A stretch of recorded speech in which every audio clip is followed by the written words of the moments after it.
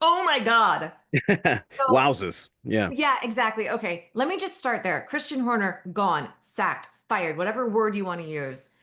I know clearly you can see what my reaction was. What was your reaction when you got the news? Well, it was total shock, honestly, because, and I'm not kidding here. 7 days ago, I was actually with Christian at his. He invited a few journalists up to a charity event he holds, and we had an off record with him. No inclination anything like this was coming. Sunday evening, when we spoke to him after the race, very calm, very relaxed. I was actually sitting down with a morning coffee, about to watch some Wimbledon highlights from the tennis because I missed most of it yesterday. And I got a text from someone saying, "By the way, I think Horner's been sacked, and the announcement's coming in 45 minutes." So I was like, "Okay, might have to reread this one and kind of process it." And it was similar to yours. It was shock, but the weird thing is, Nicole, and I think you'll understand what I mean. I both found it shocking and also thought it was painfully inevitable that it was going to happen. Yes. So it's one of those really weird ones where both of those things were true. Shocking Mhm. because of the timing of it and just dropping in the middle of an off week, like you mentioned. There's no race this week. We've got 2 weeks off until Spa. Usually these weeks go pretty quietly. Me and Lawrence were joking about how we're going to manage to filter content through for 2 weeks. Like, let's make sure we don't run out. I think we're fine now. You're Um, good. I think we're going to be good.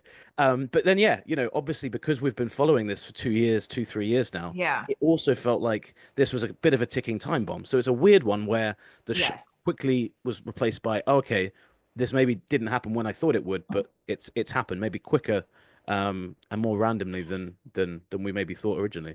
I think my initial thought was about the same. It was, oh my God. But then it quickly became, well, maybe it's about time because it's not just about where Red Bull is right now. It's not Yeah. just about Max Verstappen. It's not just about Yuki Tsunoda or Liam Lawson or the pipeline. There was also, the fallout from the sexual harassment situation and whether something happened there or should have happened there or not. It did in some ways feel inevitable, especially with Yeah. where the team is going now. So, it's so much though. It's so much because it's It not is a just lot. I Horner. mean, as news stories go, this reminded me of the day we found out Lewis was joining Ferrari because it was so out of the Yes. blue, and there was so much of it to get your head around very quickly. So it felt like that, in that So sense. in terms of the Max Verstappen element of this, Mm. how much of the firing is because of related to in an effort to keep fill in any sort of Max Verstappen situation, but Yeah. how much of it is related to Max? I don't think it's 100% Max related, but I think that the significant percentage of it is about Max, if that makes sense. I think there's so many factors here in play, a lot of factors that probably on their own, if they just existed in a vacuum for Christian Horner, probably survivable, probably could just wait it out as he kind of has. You mentioned the sexual misconduct investigation. I mean, he just Yes. refused to resign from that, didn't get sacked. Obviously was cleared in it, but a lot of people thought he was just going to quit before that came out. There's been a lot of things going on. But the Max Verstappen thing is He was related. cleared in it by an investigation that may not have been quite so independent. Well, yeah, it was an independent investigation in terms of it was done independently of Red Bull, and so was the appeal. But I mean, Yes. but we never saw any of the documents for that, so I can't Yes. comment on the veracity of it. But obviously, that then meant he could turn around to Red Bull and say, "Well, I've been cleared in that," So Right. without knowing what happened there, but a lot of people felt at the time that he would either step down, he would have just been sacked outright before that happened. You see that happen quite often, or Mhm. suspended. None of that did happen. So I think he got quite lucky that he didn't even get suspended during that period. But in terms of the Max Verstappen question, I think that this relates to what is probably the second other biggest factor behind all of it. You can talk about all the turmoil behind the scenes. Ultimately, in the last 6 months, the performance of Red Bull has just fallen off a cliff. And that has opened up this storyline about Max leaving or potentially leaving with this clause. Jos Verstappen, it is well known, has no time for Christian Horner. The two guys do not get along very well. I don't think Max Verstappen really cares too much about any of this stuff other than can I win a championship in this car? Um, it became very clear that Jos Verstappen, Helmut Marko, some of the guys on the Austrian side of Red Bull felt that Christian Horner was too powerful in terms of, the way he was able to run the team. His say became final. They didn't like that. But then that's been the case for a year or so. So I think that the reason I say the significant amount of the percentage is Max is the one thing that's changed over the past couple of months is there's been a real fear, a deepening fear, I would say, within Red Bull that Max Verstappen is either about to leave for 26, or the one I think is more likely is going to wait it out, see what things look like under the new rules, and then leave for 27. I don't think this guarantees anything in terms of him staying, but I think it makes a much easier pitch now. The people in his ear, his dad and his agent Raymond Vermeulen, both known to kind of want Christian out of the picture. That's going to Mhm. quieten the noise on that side, and that's one big thing for Red Bull. All we've had for weeks and weeks has been: is Max leaving? Is Max leaving? Is Max leaving? And Christian going, I don't think ends that speculation, but I think it will definitely quieten the noise about it significantly, at least in the short term. If you were to Yeah. ask, So I was just like, do you? Because like, if you were to ask the question to your people inside the team or well placed, let's just say well placed people, if you mm. were to ask them right now what their gut told them about what would happen, is Max going to stay or is he go? Like, which way do you think that they would lean?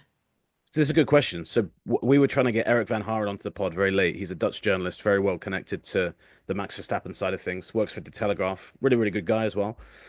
He couldn't come on, but I said, let me ask you one question for the show, if that's okay, and I'll relay the answer. Mhm. I said to him, "Do you think this makes it more or less likely that Max stays at Red Bull?" And he replied, "If I have to choose between those options, because I didn't give him don't know or not sure." He said, You didn't give him Steve, maybe. yeah, yeah, exactly. I would say more. So more likely Max stays at Red Bull. But then he added, but that's not sure and no guarantee. He said it certainly doesn't make it less likely he stays. So that's the interesting thing. You Right. know, Red Bull is playing with a situation there where there is really no surefire thing. I think Max Verstappen is already half out the door in terms of what I don't think that's for 26. I think that's for 27, you know, when he can basically pick the grid and see which car is Hmm. the best one. But this feels like a throw of the dice, a Hail Mary, whatever you want to call it, of Yes. if there's any chance we can keep this guy and this is how we do it, let's do it. I just Yeah. literally thought it feels like a desperation move. It Yeah. feels like a Hail Mary that, and a lot of that, I don't think it stems from it, but I don't think it was hurt by the conversation last weekend. There was always, in these sorts of situations, whether it's 100% true or not, where there is smoke, there is usually Yeah. some fire. Sometimes it's a raging freaking wildfire. Sometimes it's just like the smoking embers. But where there is smoke, there is fire. And there was a lot of that Mercedes talk last weekend. So I There was can't loads. shake the Yeah. feeling that, look, this is a desperation move. This is a Hail Mary because if Red Bull loses Max Verstappen, what do they have? And the Yeah. genuine answer to that is probably nothing. Yeah, exactly. It's not a lot. And you're right, Nicole. There was a lot more talk over the past kind of fortnight about Yeah. the Mercedes thing. Fortnite. Well And done. Well and look done. at the yeah, and look at the two races that we had. You know, we had Mhm. Austria, the home race. All the Austrians were in town. You know, there was a lot of chatter. They were, you know, right there with Max. Then Silverstone. And I got the impression actually that Christian felt very, very comfortable where he was at last week. You know, he seemed I feel like he for a while now has felt that he has kind of overcome the worst of the threats or had overcome the worst of the challenges to his position. Um, and quite tellingly on the Thursday, sorry, on the Friday. So you saw that picture of Max surrounded by journalists on the Thursday. They were all asking the same thing: Are you going to Mhm. leave? Are you going to leave? Interestingly, a guy at the beginning of that press conference, who we at the time all thought had missed the memo, sat down and said, "You know why we're all here, Max? Obviously, big news today. What do you make of the reports that your team want Christian Horner to resign?" And everyone was like, What's he talking about?" That guy obviously knew something that a lot of people didn't, or at least was Right. referring to stuff that was simmering away. But by Friday, Christian was asked obviously about Max, and it's the first time we ever heard him even acknowledge the idea that that Max Verstappen could leave. So for people that didn't see the news story that we ran or didn't read about it during the weekend, he effectively said, I'll paraphrase what he said, but he said the sport moves in cycles, and we as a team we have to open our minds to the idea that Max isn't going to be here forever. He might leave before 2028. And it was the first time he had ever said Hmm. that. But what he was getting at, I think, was this is a team led by me, and the drivers come, the drivers go. But I've built cycles of this team before. You know, I built it from 2005. We won championships in 2010. From the lows of 2014, we were back to winning championships in 21. Very much felt like he was saying, "Look, Max could leave one day. We got to get used to that." He didn't say it, but it felt like he was saying, "Look, there's a bigger thing at play." And obviously, that sentiment is right. People did think the sport works in cycles at Red Bull, but the cycle that they were thinking about was we've Right. had a long cycle with Horner now. We don't want the one to end with Max. That's my take on it, anyway. I also think there's a way to look at this where there is a part of Christian Horner that could have maybe gotten comfortable, confident. He was given all the power in the world to build that team, run the team as he saw fit. He is arguably one of the most powerful men in Formula One. So he's got this cycle that he was in, and he went from Vettel to basically Max. And it's been this sort of reign of terror in a lot of ways for a lot of people. And there was always like when Vettel was gone and Max came in, even if Max didn't win the championships right away, there was the feeling that he was still the guy. He was still going to be, I mean, he came in as a 17-year-old, give it time, and look where we are Mm. now. Yeah. So there was always like, well, we've got the next guy. It's like when the one team when when the San Francisco 49ers went from Joe Montana straight to Steve Young, or when the Green Bay Packers went from Brett Favre to Aaron Rodgers. There was the development pipeline. Mm. And that is sort of where they are right now, too, where before he could lean back on the future of the sport, as in, this guy is coming, don't worry about it. Right now for Red Bull, who do they have? Yeah. But Because you that's put the very other true. Yeah. you've put two guys in the car, the other car this year, and they're freaking nowhere. You Mm. destroyed one's confidence and put him just nowhere. And so like what, Isaac Hadjar is your next guy. That Yeah. is not that is not me poo-pooing Hadjar at all, because Hadjar has had, for a rookie, he's had moments of Yeah. brilliance this year.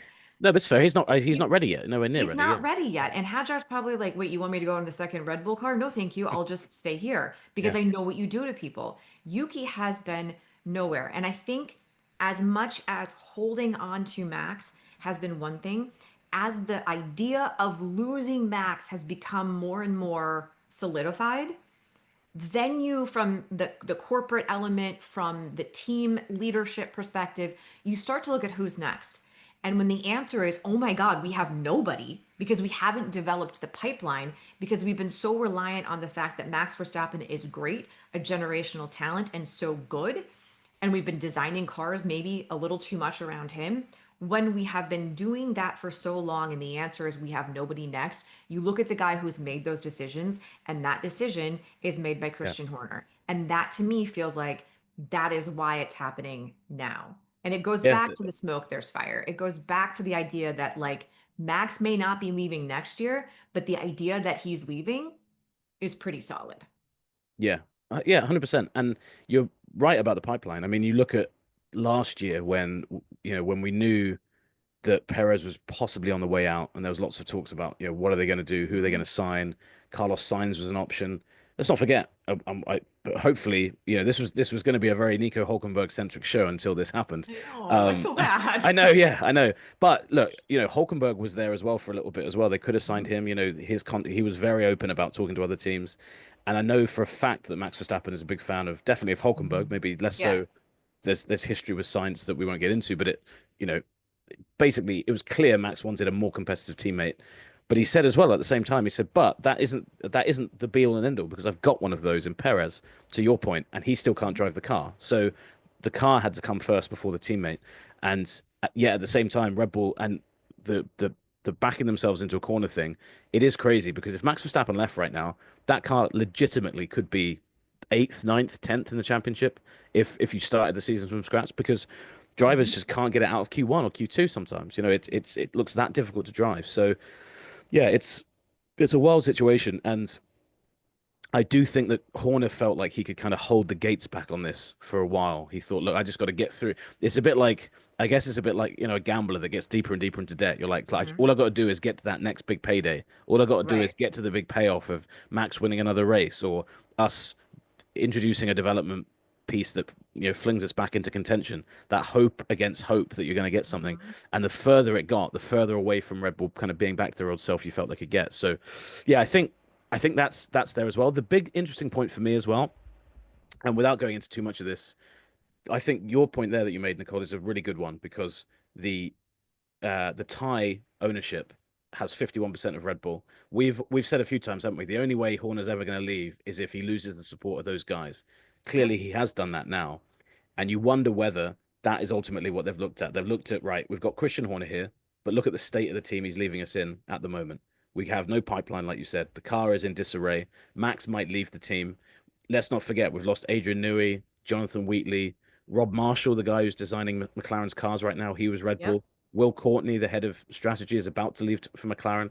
So looking at it right now, and they're saying this is a team that is literally is falling apart at the seams.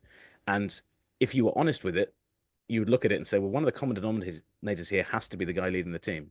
So I think that all of those things together, you put them into one kind of big furnace, and it leads to this position where it's, obviously something has snapped over the past couple of days, but I think that this probably they looked at the British Grand Prix and they said, right, we've got this break in the season, we're halfway through the year, got Yes. 2 weeks off, let's just do it. If you knew you were doing it now, there's no point waiting till the end of the season or the summer break. Just do it now. Rip the band-aid off and start again. It feels like they've done that to a degree as well. Um, but also, I mean, for such a great career to end so suddenly is also shocking. Christian Horner's had one of the great team principal careers, and Well, it ended with a press release on a Wednesday.